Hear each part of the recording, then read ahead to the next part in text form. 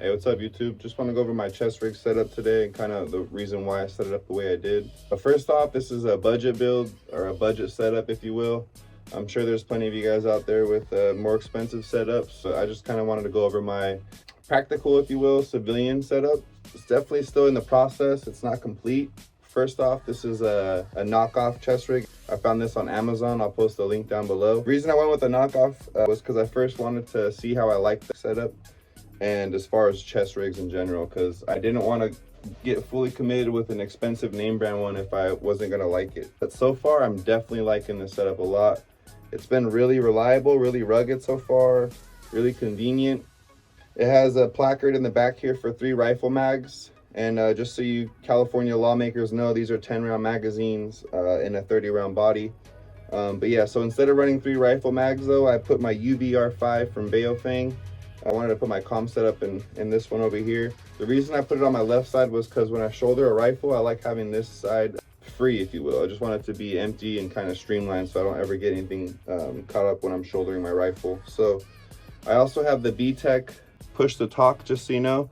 It's about a $20 upgrade. It goes into your UVR5 as well as the Nagoya antenna. Definitely recommend those 2 upgrades. I'll put all 3 of the links down below as far as for the UVR5, the B-Tech push to talk, and the Nagoya antenna. With the whole setup, as far as the comms setup, it's going to be a $30 or less UVR5, $20 push to talk, and a $20 upgrade. So you're literally looking at about $75 or so after everything, which is definitely nice for an entry level comm setup, if you will. Comms is a whole other story though, we'll get into that, but I definitely want to have some type of comm setup, and I just want to show you the reason why I set up the way I did. I also went with the B-Tech because it has a little port here for an auxiliary cord that I connect to my ear pro. That way when I'm running comms, you don't hear any of that. It just all goes to my ear pro as far as what I'm hearing from whoever I'm communicating with. I also run some zip ties in here, just so you know. You never know when you're going to need some zip ties. I have some little ones here that I kind of rigged behind the Kydex insert. I also have some bigger zip ties I'll get into in the pouch here in a bit. I also am running a waterproof flashlight. It's nothing crazy. It's not a surefire nothing, but it's waterproof. It's really bright. It's called Gear Light. I'll post a link below as well. I like these a lot because you can adjust the pull, if you will, the width of the beam. I'm running that in my pistol mag carrier over here. I also have an electrical tape. I use electrical tape a lot as far as when I'm at the range, taping up targets. If you get little cuts in your fingers, I feel like the electrical tape's really nice for that as well. You kind of just tape them up. That with taping other stuff as far as gear and kit, you never know when you're going to use electrical tape. Always comes in handy. I also have some medical shears. Call me a nerd if you want, but I definitely camouflage these because they were super bright blue, so I just kind of spray painted them, if you will. A little bit of rattle can job. What else? I also have my 10-round, just for you California lawmakers, my 10-round magazine over here. This is a +0 from Cross Armory extension plate. It's just basically a heavier extension plate for when I'm doing reloads. The magazine drops out really fast. It's also good for reinserting, or just as far as inserting the mag in general. I like having that +0. Obviously I would like +5, but we can't have that over here, unfortunately, in California. But definitely like the weighted extension plate. It's very nice. Cross Armory again. I'll post a link down for those as well. I'm also running some MagPul gloves. You never know when you need gloves. I run these on a carabiner clip because they're just easy to store and take off, if you will. Basically, I got the MagPul gloves because I like them. They're really thin. You can still work your weapon if you like, or kind of whatever you need to access, still be able to do it with your gloves. They're not going to be super loose. And it also has these little holes at the end. If I just kind of put them together like so, and then that way when I go to put it on the clip, I just kind of put one in, and I put the other, just kind of pull them down, and pretty much it. You're good to go on those. But what else here? So I also store some Sharpies here in the back. I got one on this side. Again, you never know when you're at the range and you're gonna need some Sharpies, or in general just taking down notes. I have one on this side as well. What else am I running here? Okay, so let's go inside the pouch here. Again, this is just the kind of a minimalist, but you're not gonna have every single item that you need. But for the most part, I feel like it's kind of a little bit of everything I need, if you will, for the most part. So as far as in the pouch, I got a good old Leatherman. You can never go wrong with the Leatherman. I got my medical on this side. Just got some boo-boo stuff, basically Band-Aids, some gauzes, some medical tape, some eye drops, some antiseptic wipes, ointment. It's basically just your simple boo-boo kit. I also run some backup batteries for all the gear that I'm running, as far as from my lights, my comms, my ear pro, red dots, everything that I use, basically backup batteries. I like to keep them in a Ziploc bag just to add a little bit of waterproof to it, or water resistance, if you will. I also have some chem lights, just in case I'm doing stuff at nighttime. It's nice to have some chem lights. Or if you're doing night vision stuff, basically to be able to mark you so people can see where you're at.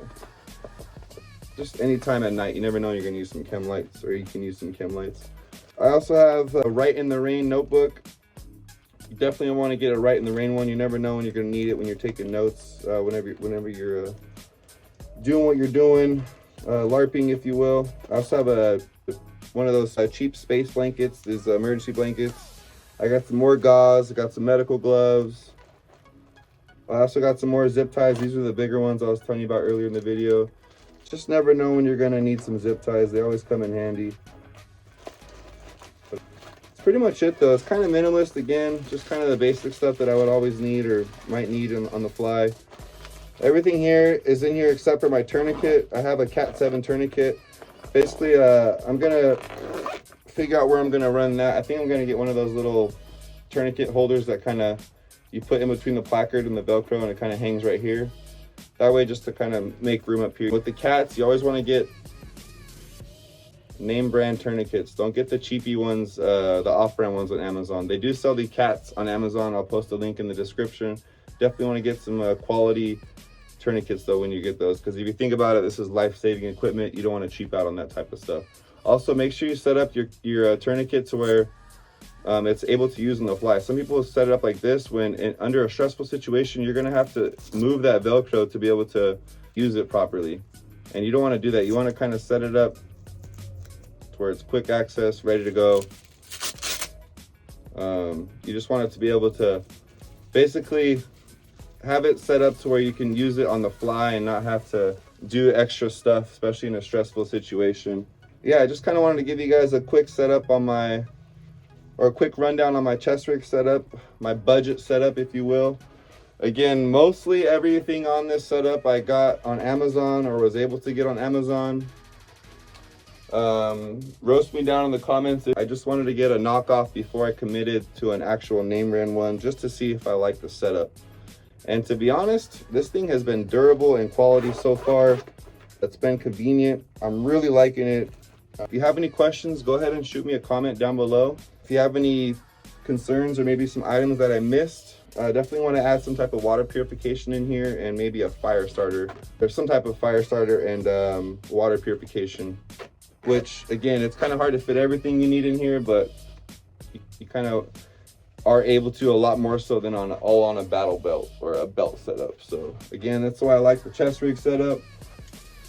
I hope you liked the video. One more thing, as far as when you're doing reloads with the chest rig, I also like how basically it's a lot easier to do a tactical reload when you're running a chest rig, in my opinion, especially with the rifle. So I kind of just want to show you that really quick.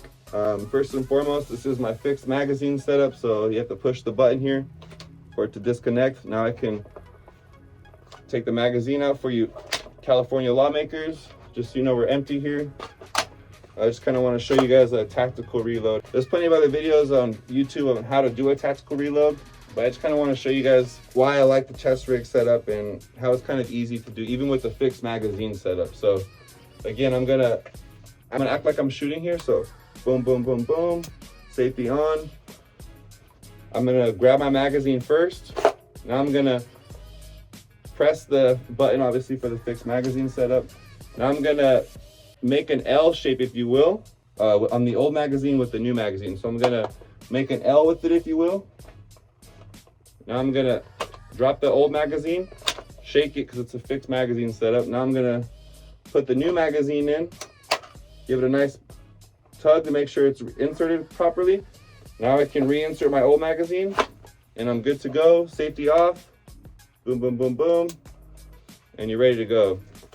So I just wanted to show you guys why I set up my chest rig the way I do and how I like to run it with my rifle setup. So when you're taking this chest rig off, just so you know, it's also really easy. I like to keep everything intact. I just go back here and unclip this one hook. Now I'm able to grab both straps with my backhand with one hand. Take my head out, obviously, and then your chest rig's still good to go, ready to run. All you have to do is put your arms back in, clip this one hook around your back, and you're good to go. Just kind of wanted to show you guys how easy it is to get on and off. I hope you guys enjoyed the video. Let me know again if you guys have any questions. One more thing is, if you do have a plate carrier, it's really easy just to run your slick plate carrier with this whole chest rig over it, which I'm sure you guys already know, and there's plenty of other setups that you can do like that. Just wanted to kind of give you guys a video why or how to set up one. Again, if you have any questions, go ahead and shoot me a comment down below. Again, this is all mostly purchased on Amazon, for those of you guys that are wondering. Doesn't mean that it's all cheap quality though. In my opinion, a lot of this stuff is really solid, starting with the knockoff chest rig itself. So hope you guys enjoyed the video. Let me know if you guys have any questions, and thank you guys for watching.